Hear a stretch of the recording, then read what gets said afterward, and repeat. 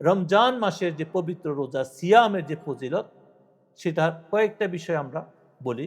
প্রথমত, নাম্বার 1, আল্লাহ রাব্বুল আলামিন এখানে সরাসরি আমাদেরকে প্রতিদান দিবেন বলতেছেন। অন্য আমলের কথা এভাবে বলা হয় নাই।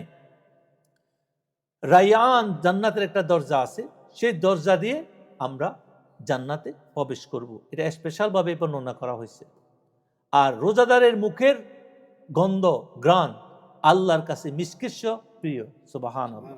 রোজা রাখার পরে তার মুখে যে একটা গন্ধ আসে, সেই গন্ধটা মিষ্কিস্য প্রিয়। এটা আমরা দুর্গন্ধ বলবো না, আমরা এটা কি গন্ধ বলবো, এই জন্য যে এটা আল্লাহর কাছে মিষ্কিস্য প্রিয়। সুবহানাল্লাহ। তারপরে ফেরেশতারা এই রোজাদারদের জন্য সবসময় দোয়া করে। 4 নম্বর, 5 নম্বরে আল্লাহ পাক বলছে যারা রোজা রাখে তাদেরকে আল্লাহ পাক তার গুনাহগুলা কি করে, মাফ করে দেন। এরপরে হলো ইফতারের সময় একজন রোজাদার যখন রোজা রাখে খালেস নিয়তে, তখন তার ইফতারের সময় কি দোয়া কবুল হয়। এরপরে হলো শয়তানকে এই মাসে, হাদিস দ্বারা, অথেন্টিক হাদিস দ্বারা প্রমাণিত, সহিহ হাদিস, শয়তানকে এই মাসে কি করা হয়, বন্দী করা হয়। তাইলে নফস শয়তানের এক বন্ধু, তার থেকে তুমি বাঁচতে পারো, ইজি হয়ে যায় আল্লাহর কাছাকাছি যাওয়ার জন্য।